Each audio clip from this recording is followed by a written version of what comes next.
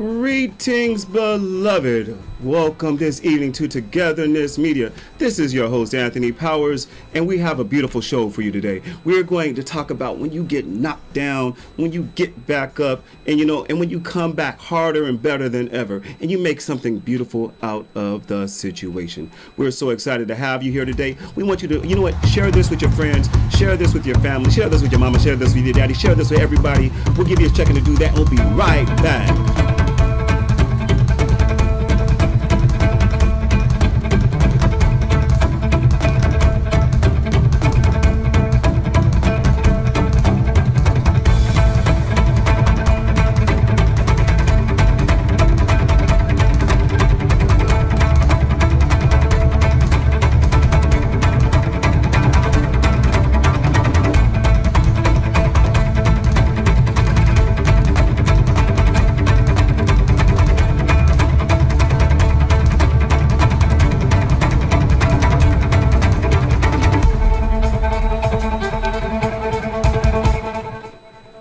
Welcome back, everybody, to Togetherness Media. We're so excited to have this amazing show with you today. This is your boy, Anthony Powers. Once again, we back up in this place. And you know what? We have an amazing show. And also, I have an amazing guest host today. And I'd like to introduce everybody. Y'all know who I am. I'm Anthony. But this right here is Anika Kulander. Hello, Anika. Hello, Anthony. We're so excited to have you on the show today. And we're excited to have you speak with us. A very insightful, very wise, very intelligent, very empathetic woman who I love so dearly. And her name is Dr. Zeine Foojan. She'll be on the show in a little bit. But in the meantime, let's tell everybody a little bit about yourself. Well, first of all, it is such a genuine pleasure to be here on the show with you today. My name is Anika, and I'm so excited to discuss the topic of when you are down and out, how do you get back up again? Yes. And where are you from originally?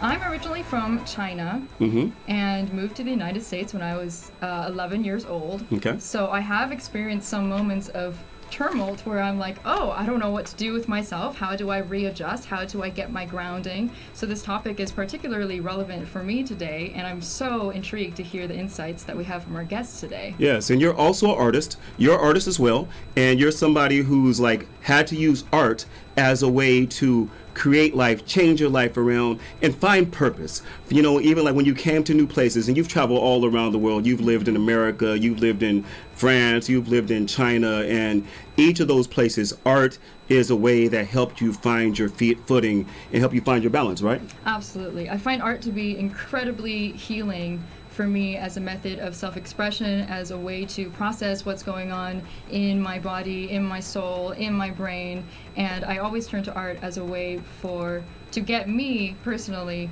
back on my feet. Yeah, and art's always been something that's been between my art and my faith and my sense of purpose. Those are the three things that no matter what the world throws my way, no matter how many times I get knocked down, no matter how many times I get counted out, I get back up, I do what I need to do, I keep fighting, I keep pushing. And that's what we're going to be talking about today on the show, is how when you get knocked down, when you get counted out, when the world thinks that you're over and done with, when the world thinks that you're through, when the world thinks that you're trash, you know what? You recycle yourself, you repurpose yourself into something new. And speaking of something new, I talked about her before. I gave a tease about this wonderful lady who's going to be coming in. We have, once again, the insightful, the wonderful, the intelligent, the empathetic Dr. Foojan Zeine. How you doing today? I'm doing great. Thank you so much. How are you doing? Man, divine as always, and even better now that you are here joining us today and ready to give us all so much information and amazing perspective on this topic. Thank you so much. Hello to your friend over there. Can you introduce me? Yes. Hello. Anika, Dr. Foojan Zeine. It's such a pleasure to meet you. I've seen some of the episodes that you've done in the past, and it's really great to be able to have this conversation in person. Oh, it's nice to meet you, Anika. It's great to have to be with all of you and everybody who's with us, actually. And I apologize. I had a brain function, dysfunction, Dr. Foojan Zeine. I'm sorry. Like, how can I miss to introduce such a wonderful, talented woman? Excuse me, doctor. I was just all flustered by the sight of you on the screen. You have me all flustered. I'm sorry. You're sweet. Thank you so much. No, you're great. I love the word divine. You are divine. So it's all great. Yes. So I'm assuming, as we were talking about it, that for some reason, if somebody has been out, is it by their choice, or is it sometimes we go through life struggles, and we get knocked all the way down, and the world may count us out and think that we're over, and sometimes that resiliency to come back and bounce back and to find a way to keep on going. And that's what we're talking about today. When you said the word that the world thinks that we're over, and maybe we are. Mm-hmm. Maybe we are over from the perspective of what we are, the identity that we had created. Maybe that part of us should be over, and maybe that's the reason when we can actually let go of that part, maybe we can actually create a whole new part. Sometimes some people can hold on to a career, hold on to an identity while they are looking at other areas. And sometimes they can't.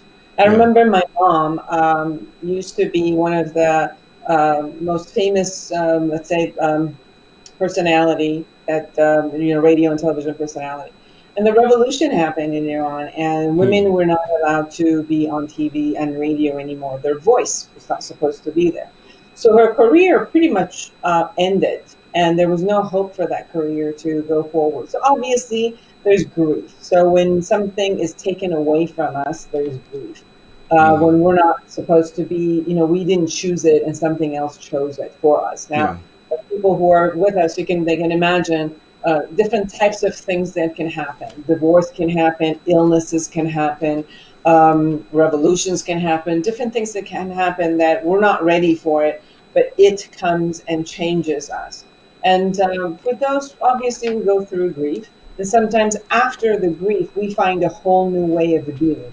Like after this, she became an artist, a painter. She became a poet. She, got her book out for poetry. She had her paintings in the Iranian Museum. So you suddenly saw a whole different level that she flourished because now she had the opportunity to look at things. Nice. For people who have something to do with this destruction, for example, I've known people, artists, or people who are in the head of state or head of the companies, which maybe due to depression, maybe due to drug and alcohol use, or some of these aspects have gone through a destruction of their lives and themselves.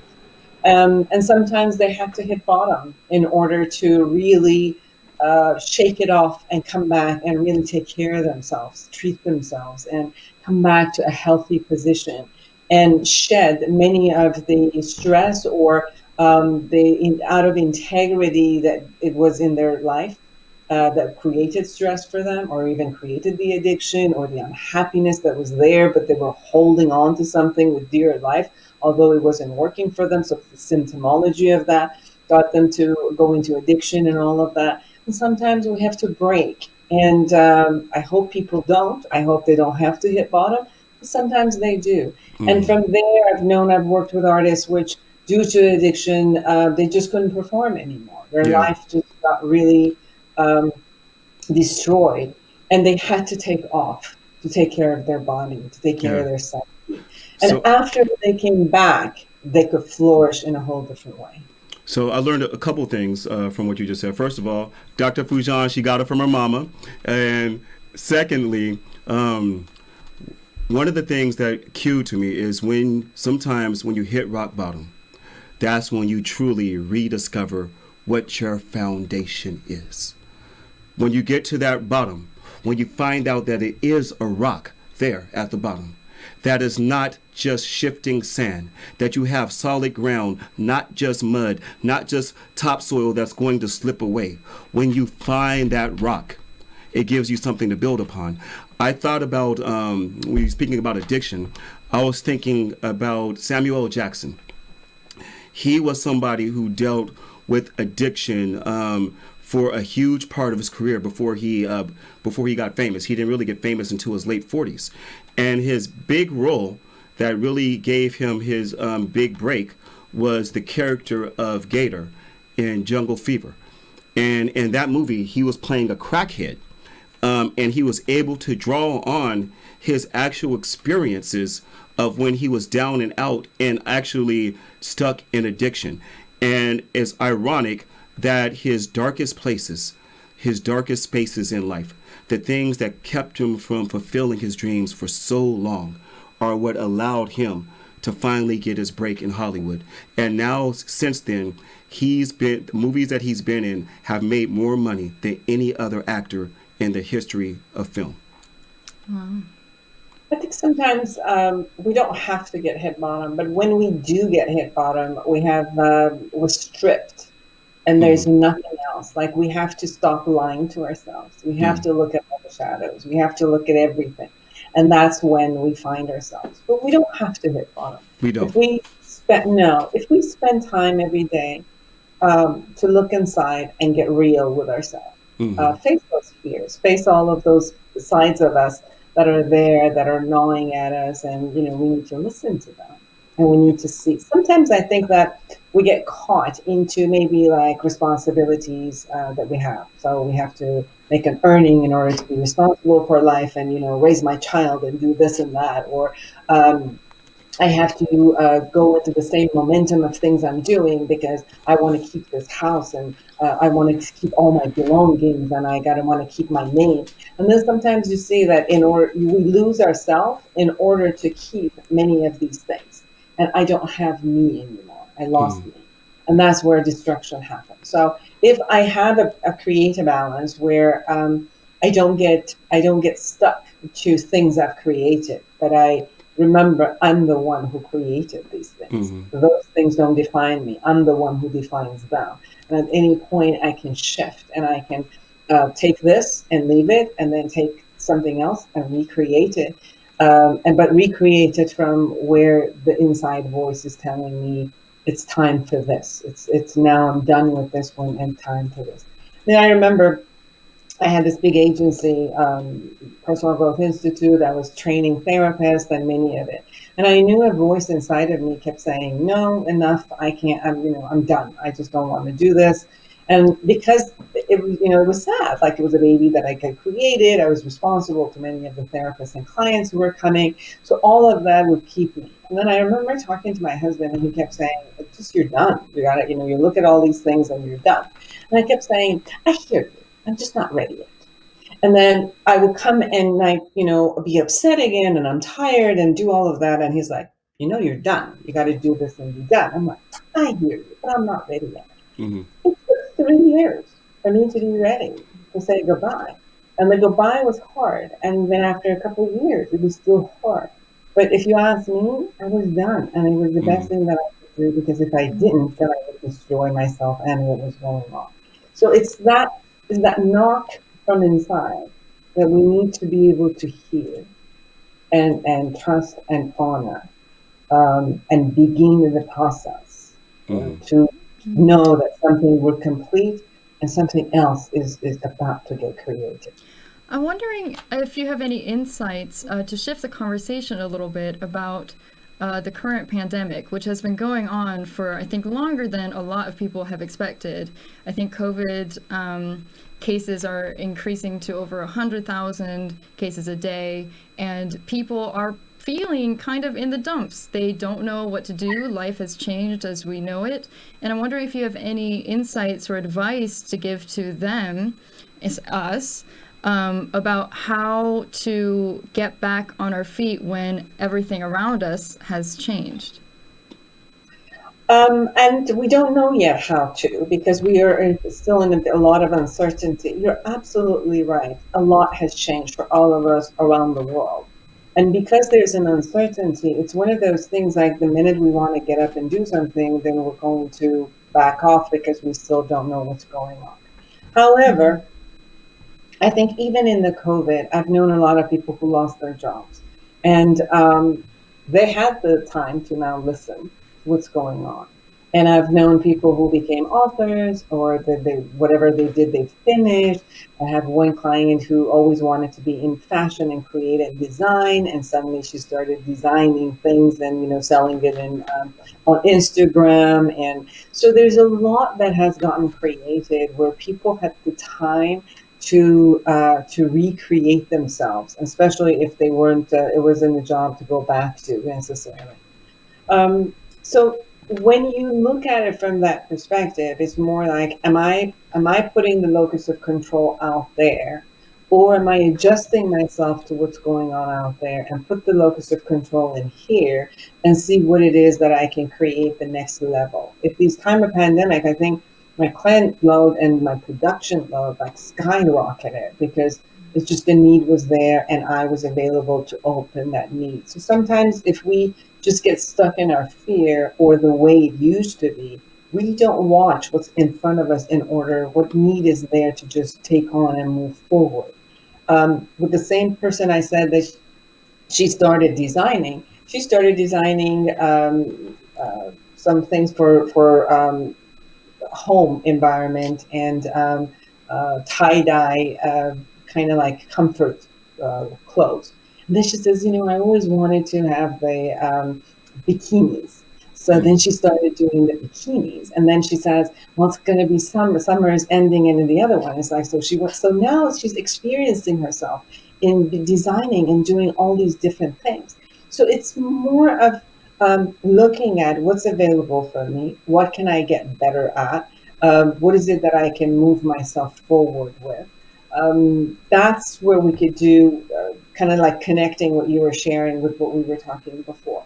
But as far as the stress that goes on, we might have to go, all of Europe has gone back to another 4 to 5 weeks of shutdown.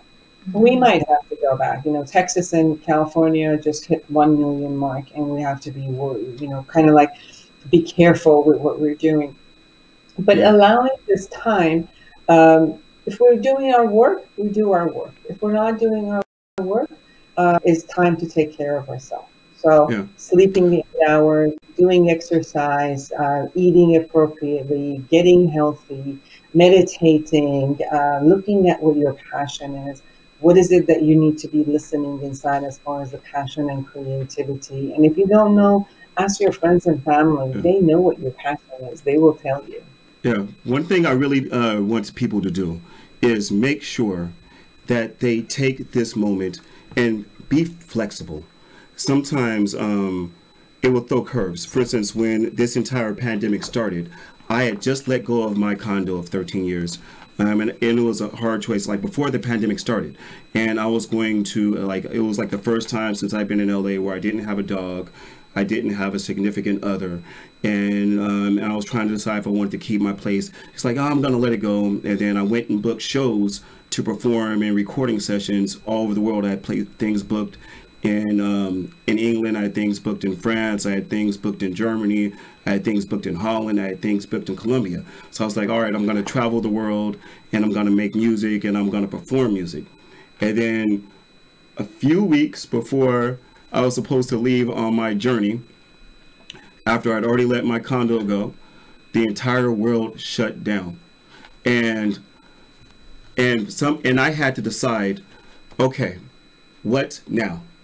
Now that everything that I had planned is knocked away, what do I do with this moment? What do I do with this space? How do I make the best of this situation? And one thing is that it allowed people who would not have had access to me to have access to me. And also forced me to do different types of music that I hadn't really done before, interactions with other type of people. And it really made me examine the way that I not only viewed myself and viewed the world. So I would really implore people to take these opportunities when you get shifted in one direction to shift your stance, keep your balance, and continue going. And I think that's really important for people to go and for people to do. Yes, absolutely. I as well have experienced people that have utterly transformed their lives during this time and have taken it as an opportunity to delve into their art, to design clothes, as you were saying, and other ways to heal themselves and reflect. I'm wondering, though, psychologically, and maybe even, you know, how psychology affects your physiology, how when you are down and out, you have sometimes maybe a mental shift that could be potentially hard to get out of. So I'm wondering could you clarify what happens to somebody psychologically when they are down and out, and then also how to implement that shift to get to a place where you feel reinvigorated and you want to ask these questions of, what do I want to do with my time? How can I recreate myself and redesign? Because I think sometimes when you're down and out, that can be a difficult path to see. Yes. There's two things that happens. Either we look at a future which is uncertain and we project a lot of negative ideas to the future. So we scare ourselves constantly and we hold to the worst possible scenario. And that's where we scare ourselves. So that's one way of being down and out. Another one is to look at, you know, I'm a failure, and look, if I did all of those things right by this time, if this happened in front of me, then I could have done this. So then you take and go to the past and then blame yourself and go through a remorse of all the things you think you should have done and you didn't. So that way of being, it's like being depressed. So if you go into the horror of the future, you get anxious. If you go to the horror of the past, you become depressed. And that's in that. And then part of the loss is we have to go through our grief. We, you know, when something is taken away from us, our freedom is taken away, our pleasures have been taken away, our jobs, everything has been taken away. And it's not that it's somebody's fault, it's just, it is what it is, but it still has been taken away, and we have to honor our grief. So first is identifying what kind of an emotion is coming up and what is it related. After we identify that, then we can look at what is it that I've done in the past, and come clean with it. Like, okay, that's the best that I could do, or that's the information I had, or yes, I made a mistake, but at that time, I didn't think it was a mistake. Afterward, I thought it was a mistake. So looking at, and even if we did a mistake, even if we did something really bad, okay, let me forgive myself for that and learn and see how I can clean it up for now. So then we bring ourselves into the present moment. And then I go and create a horror in the future and then say, no, the future has not happened. I'm only projecting the worst case scenario. And even if the worst case scenario happens, based on this type of skills that I have, I'm going to work it through that way and then handle it that way. And it's not happening yet. So when I cross that bridge, I'll handle it. So I'll bring myself back into the present. So the first thing is bring yourself back from the past to the present moment, and bring yourself back from the future to the present moment. So now, I'm in the present moment, what do I have control over and what don't I have control over? And distinguish between the two. The one things that I don't have control over, put them aside. Don't do anything about it, because there's nothing you can do about those. They're not up to you to do anything. It's not up to you to open the world at this point. It's not up to you to create the world. If you are working in a lab and creating the vaccine, thank you. Do it. But if you're not, then don't worry about the vaccine. When it shows up, make a choice to go get it or not. So when you know that these things I can't really do anything about, then you can look at what is it that I can do. Things that you can do to take care of yourself physically is keep up with your immune system. Again, sleeping, eating habits, put on a mask, separate yourself from other people, take care of yourself so that physically and mentally you're okay. And then you go to the next level. What is possible for me? What resources do I have in front of me at this time? What strengths do I have? What skills do I have? Who can I call to get help? You look at what is here, and then through that, you create an action plan every day for yourself to step by step move forward. You can also listen. What is it that I've always wanted to do and never had the opportunity to do because I was busy, I was working, I was on this path, and all of that been taken care of. Okay, and let me see what I can do with my passion. Is there any way that I can check and see if I can, live my passion and bring it into some sort of a monetary aspect, and then live by it? if things are changing, for example, we have kids and they're at home now, and I have to completely have a different relationship with them, see them all day, handle them all day, and then even become a teacher for them. And I've never known how to do that. It's like, oh, great. Like, I have the opportunity to be with my teenager or little girl, which I will never have again. So creating quality time with our husbands or wife, or children or family who are living with us, in order, because we may never, not have that option anymore. So you could see these pieces of coming back to the present moment, distinction between what I can, what I can't, and then envisioning with what I have, what I can create, and move forward with it. Yeah, it's so important to find beauty and bliss in the moment, even if the moment isn't exactly what we expected or what we pictured and what we envisioned. We have to accept that vision. We have to accept what it is, and we have to find the grace and the lessons in that space. We're so grateful for having you here with us today. Would you like to tell our beautiful viewers where they can find you? Of course, you can go to Foojan.com, Foojan.com. I have a YouTube channel. All of my social media is there. I have a podcast, Heartfelt Chat with Dr. Foojan. I have a show at ABC. So all of that is, you could go through Foojan.com, and if you want to find me, just, call me, text me, email me, message me. You could reach her anyway, and we know she comes from a long line of beautiful, strong, intelligent, talented women. And we thank you so much for sharing that beauty, that intelligence, and that strength with us here this evening on Togetherness Media. Thank you so much. Thank you so much. It was great being with you guys. Love you, Doctor. See you soon. This was thanks again for Dr. Foojan, and we're gonna and that's the end of the segment. Stay tuned. We're gonna have some more beautiful guests. We're gonna have some more beautiful music, and we're gonna have some more on this topic. I'm Anthony Powers, and this is Anika, and we will be back. Stay tuned, and see you in a second.